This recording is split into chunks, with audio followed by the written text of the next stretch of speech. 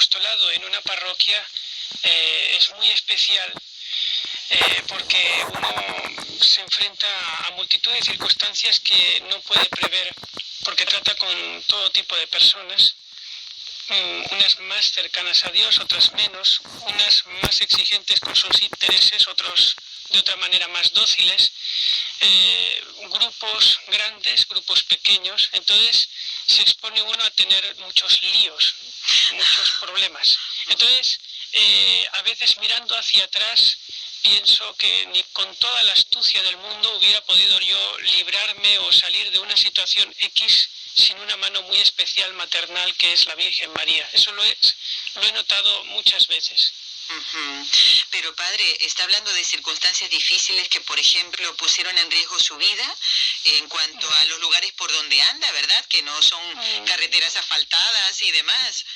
No, bueno, no me refería tanto a la integridad física o a la vida, sino más bien a enfrentamientos por defender las leyes de la Iglesia, por ser fiel a la doctrina católica, a la disciplina eclesiástica, porque es muy fácil que ahí en un campo rural, pues cuando no hay nadie que te vigila, pues de repente uno siente la tentación de hacer las cosas más fáciles para quedar bien con la gente. Comprendido. Y eso evidentemente no es lo mejor.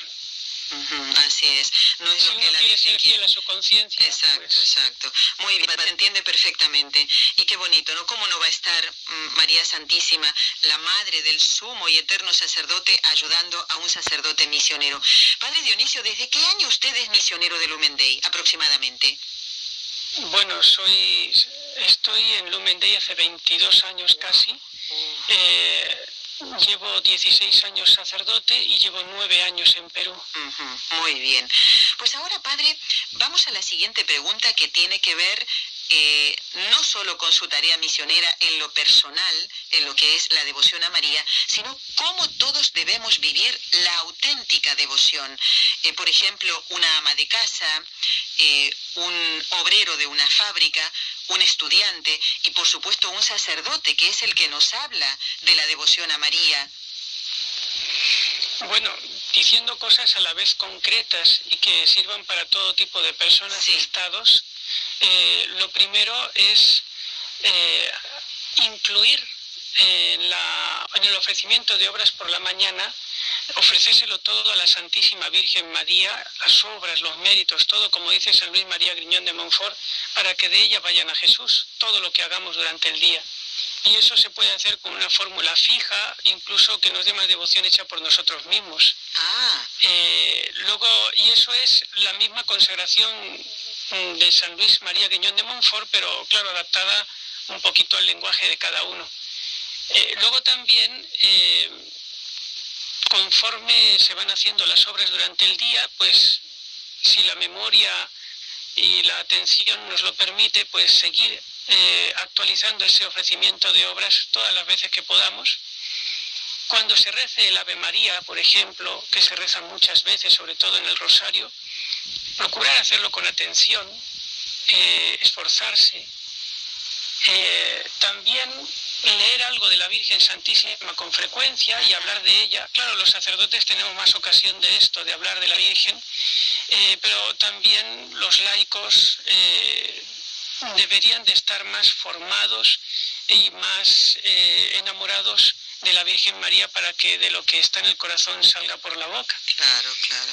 Y por último, lo más importante de todo, dice San Alfonso María de Ligorio que el presente más importante que le podemos hacer a ella es imitarla, las obras, sus virtudes. Muy bien.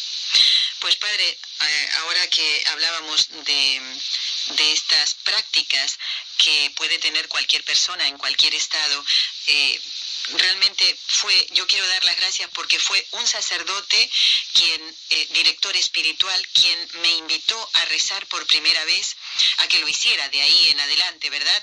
El rezo del rosario. Y francamente, le digo aquí, como no escucha nadie, bueno, no, sí que escuchan miles de personas el programa y la emisora, yo me asusté. porque no tenía esa buena costumbre, no había pensado realmente en que eso agradaría a la Virgen Santísima. Y hoy, después de haber pasado tantos años, doy gracias a Dios por ese sacerdote que fue uno de mis directores espirituales y me invitó a comenzar despacito, de a poquito, ¿verdad? Con lo que cuesta al principio el rezo del rosario, de manera de agasajar a la Virgen Santísima. Por eso lo que usted decía, tienen a lo mejor más oportunidad, pero eso no quita que los laicos y también los religiosos, bueno, pues demos ejemplo, ¿verdad? Rezas el rosario, inclusive, padre, al encontrarnos con una persona que tiene un tema que le preocupa, ¿verdad? Un problema grave, decir, rezas el rosario, tienes devoción a María, así que esto nos tiene que animar a todos y no asustarnos, ¿verdad? Aunque al principio pueda parecer eso. Padre, ¿qué respondería usted a aquella persona que que le objetara, que le pusiera una excusa, que esta devoción, la real devoción y auténtica devoción a María, le resta relevancia a Jesús, a nuestro Señor, que es el único mediador, y eso lo sabemos? Hay un versículo de la carta de San Pablo a Timoteo que efectivamente dice que Jesucristo es el único mediador. Lo que pasa es que decir único mediador se refiere a como mediador principal, y eso no excluye que haya también otros mediadores subordinados.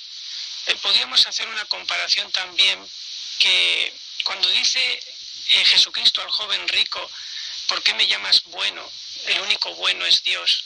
No está excluyendo que no haya bondad en ningún otro sitio más. Incluso él antes, el mismo Jesús, había llamado como muy bueno al mismo San Juan Bautista.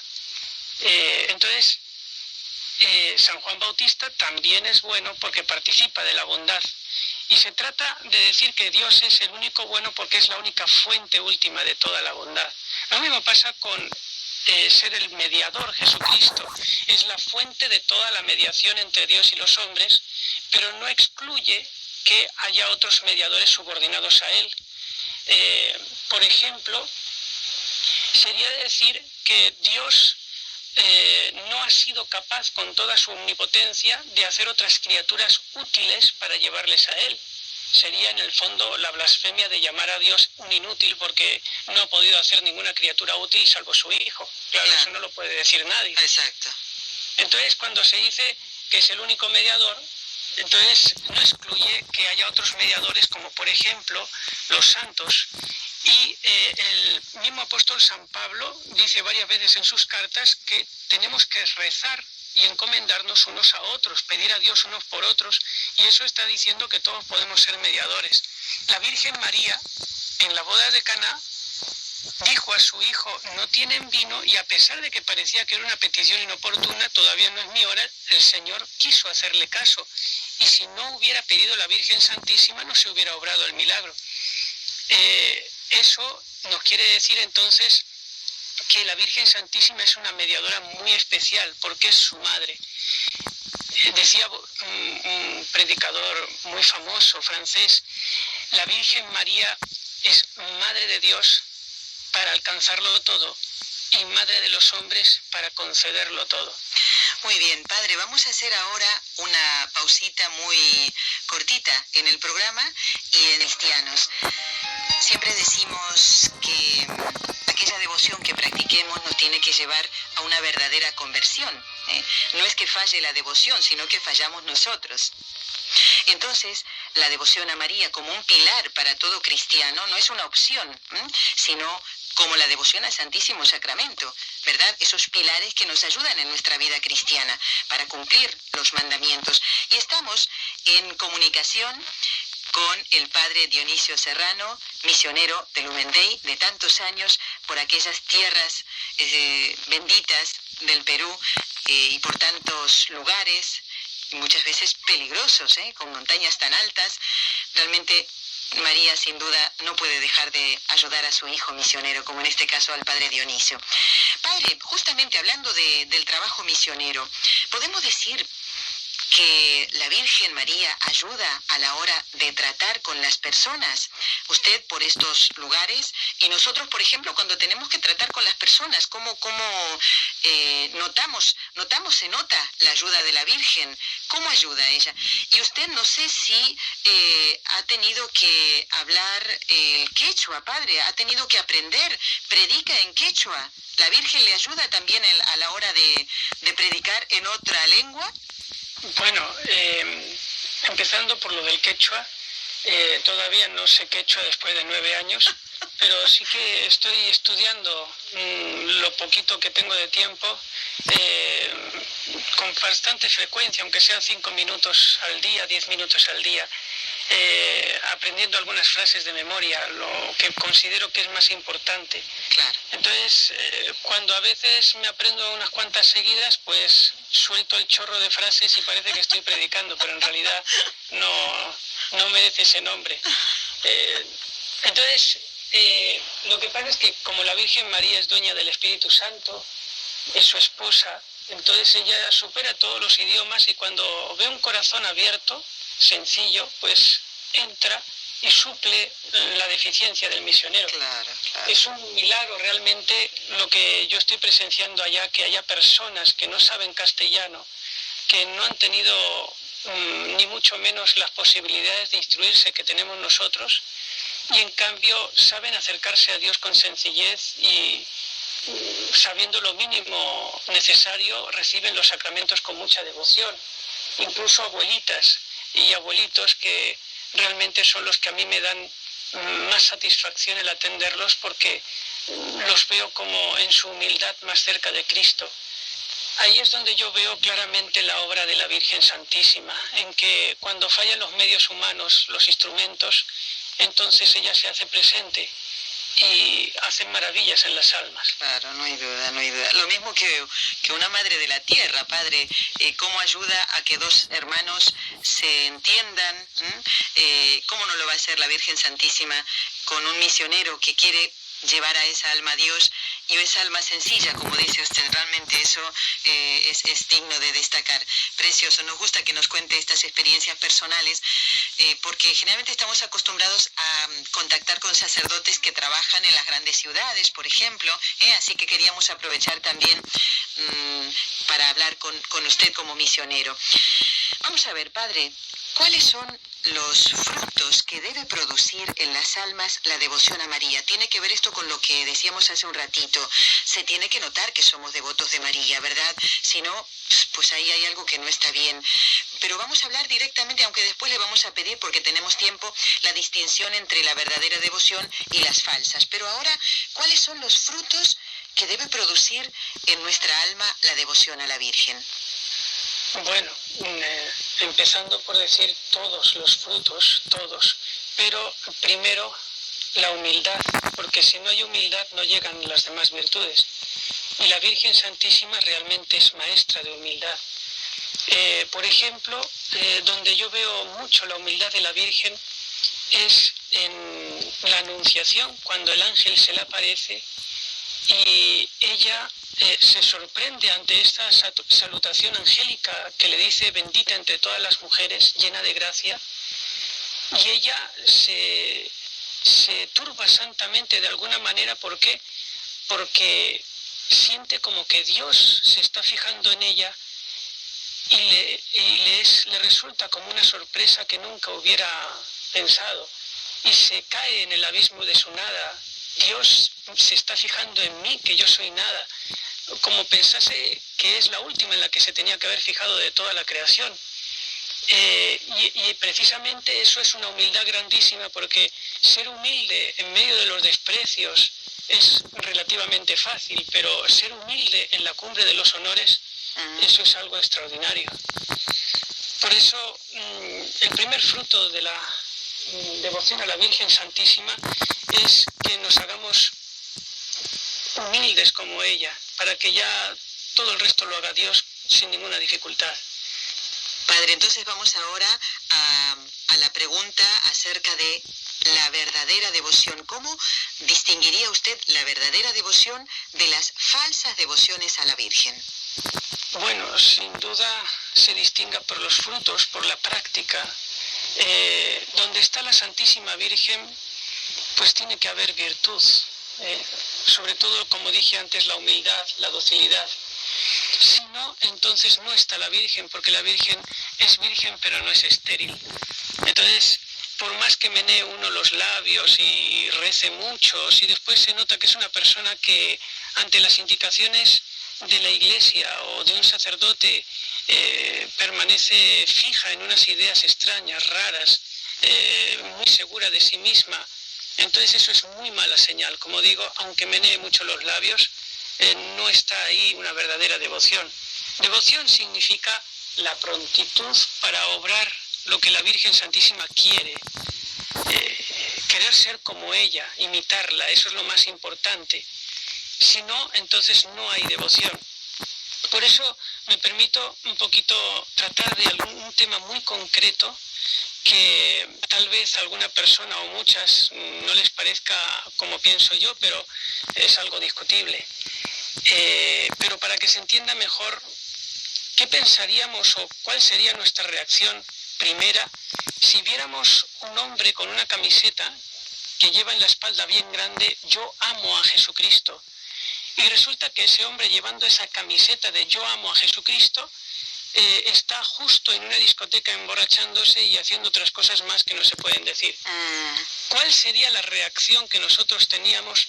Por favor, quítate la camiseta, ponte otra cosa. Exactamente. Porque eso suena a burla, eso no es devoción.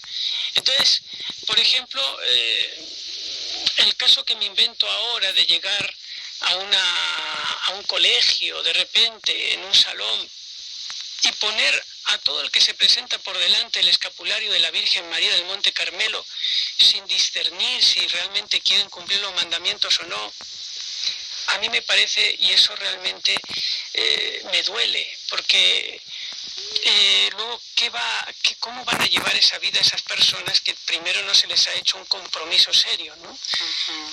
La verdadera devoción está libre de todas estas cosas externas que no tienen la raíz en cumplir la voluntad de Dios y imitar a María. Por eso, como digo, las obras, el imitarla, ella es el prototipo de toda la humanidad que el Espíritu Santo quiere grabar a fuego en nuestros corazones. Y el amor significa, el enamoramiento significa imitación. Por eso se ama, porque se quiere ser como el amado. Si no, no hay devoción, no hay amor. Perfecto, Padre. Son ejemplos clarísimos de lo que tenemos que hacer, no hay duda. Padre, ¿hay alguna advocación de la Virgen Santísima que le atraiga más y por qué? Bueno, principalmente Nuestra Señora del Encuentro con Dios, que es la patrona del Lumen Dei, porque es una advocación que ya, por las palabras que tiene, Nuestra Señora del Encuentro indica que realmente ella fue creada para eso, para volver el mundo a Jesucristo y a Dios. La mediación universal de todas las gracias está ahí implícitamente. También siento un especial cariño por la advocación de la Virgen del Carmen, porque el escapulario de la Virgen del Carmen tiene una promesa muy especial que todos conocen, que es que con las debidas condiciones impuesto por un sacerdote salva al alma en el momento de la muerte. Pero también dice San Luis María Griñón de Montfort que incluso el escapulario de la Virgen, si se lleva indignamente, lejos de ser un signo de predestinación, es un signo de reprobación y de condenación eterna por ser realmente una falsedad, una corrupción de lo mejor. Muy bien, muy bien. Padre, ya nos queda poco tiempo y no quiero dejar de preguntarle, usted lo dijo antes, el conocer a María, ¿verdad? El estudiar sobre la vida de María, el conocerla más nos hará amarla más e imitarla. ¿Hay algún libro que los oyentes puedan tener presente a la hora de conocer más a la Virgen Santísima, un libro que nos hable de sus virtudes, que nos diga cómo tenemos que imitarla y también, no sé, que nos hable de aquellas gracias que María hace a sus devotos?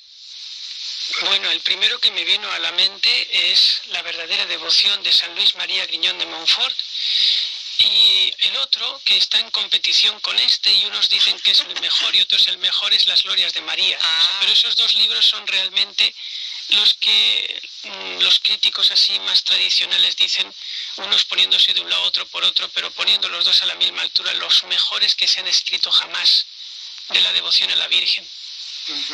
Bueno, de los santos. Sí, exacto. De hecho, el Papa Juan Pablo II tenía el de San Luis María Griñón de Montfort, la verdadera devoción, ¿verdad? Tenía, bueno, como su libro de cabecera, se puede decir, ¿eh? Sí, que lo conservaba ya muy viejito, usado desde su juventud. Así es. Y Las Glorias de María, ¿quién es el autor? San Luis María Griñón, perdón, me he equivocado. San Alfonso María de Ligorio. San Alfonso María. Bueno, lo más importante es recordar los nombres de los libros entonces, para poder tenerlos en la biblioteca, consultarlos, y junto con la Sagrada Escritura, con el Catecismo de la Iglesia Católica, que también nos habla de la devoción a María, tenerlo en casa, consultarlo, leerlo, estudiar acerca de la Virgen Santísima. Padre, ya terminamos esta primera etapa del programa. Usted no puede quedarse la hora completa, y por eso ahora ya, además de agradecerle a usted el que haya estado con nosotros para contarnos todas estas experiencias y hablar de la verdadera devoción, por supuesto a los compañeros de NS Lima, que han puesto todo su esfuerzo para que esta media hora del programa saliera tan bien. Le he escuchado perfectamente, y por favor, dele en nombre de la otra parte del equipo las gracias a estos compañeros. Padre, antes de despedirlo, le pedimos su bendición para todos los oyentes, para que nos contagiemos del amor a María que usted tiene en su corazón, y del que habla a todos sus fieles en estos lugares tan hermosos, ¿no?, de estas montañas donde trabaja habitualmente. Su bendición, Padre. ¿Sí la puedo decir en quechua? Uy, sería fantástico. Apurchis Dios cancunawan cachun, alma ikiwan pascachunta. Ya para ti paz Dios, yaya, churi, Espíritu Santo, bendición y nuraika mucho en cancunaman. Ginatas cachun, Jesús. Amén, tengo que decir ahí, Padre. Ginatas cachun, Jesús es el amén. Ay, qué